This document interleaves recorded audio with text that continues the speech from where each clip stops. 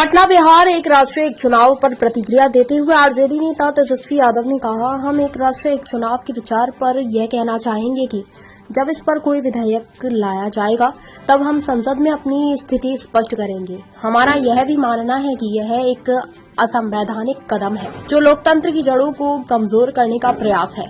आज एक राष्ट्र एक चुनाव की बात हो रही है, कल वे एक राष्ट्र एक पार्टी और फिर एक राष्ट्र एक नेता की बात कर सकते हैं। हमें डर है कि अगर भाजपा सत्ता में रहती है तो वे धीरे धीरे चुनावों को पूरी तरह से खत्म कर सकते हैं। अभी देश के 4 राज्यों में चुनाव होने वाले हैं, लेकिन वे इन्हें एक साथ नहीं करा पा रहे हैं। तो फिर झारखंड, दिल्ली या महाराष्ट्र के चुनाव क्यों नहीं एक साथ कराए गए? वन नेशन वन इलेक्शन को लेकर के हम इतना ही बोलना चाहेंगे कि भाई ये तो जब बिल आएगा तो देखा जाएगा, पार्लियामेंट में भी हम लोग का क्या स्टैंड रहेगा ये हम लोग देखेंगे। लेकिन आप देखिएगा ये पूरी तरीके से जो हम लोग कहते आए हैं, भर चुनाव कहते आए हैं कि ये गैर संवैधानिक काम जो है किया जा रहा है, डेमोक्रेसी को ख़त्म करने का प्रयास किया जा रहा है।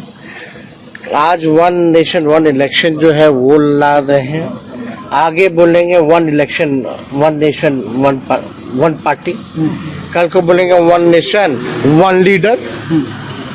तो ये लोग तो हम लोग जो कहते हैं कि बीजेपी आएगी तो चुनाव को धीरे धीरे जो है समाप्त कर देगी, लेकिन अभी 4 राज्यों का चुनाव था, 4 राज्यों का एक साथ चुनाव नहीं करा पा रहे हैं। झारखंड और दिल्ली का क्यों नहीं कराए भाई? महाराष्ट्र का क्यों नहीं कराए जो 5 राज्यों का था?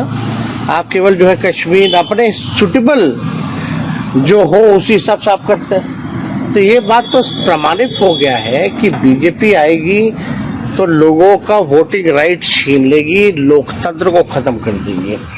ये एक तरीका है, धीरे धीरे जो है जो संविधान खत्म करने की बात है उसकी ओर ढकेला जा रहा है और ये धीरे धीरे इलेक्शन को समाप्त करने का एक प्रयास है बीजेपी के।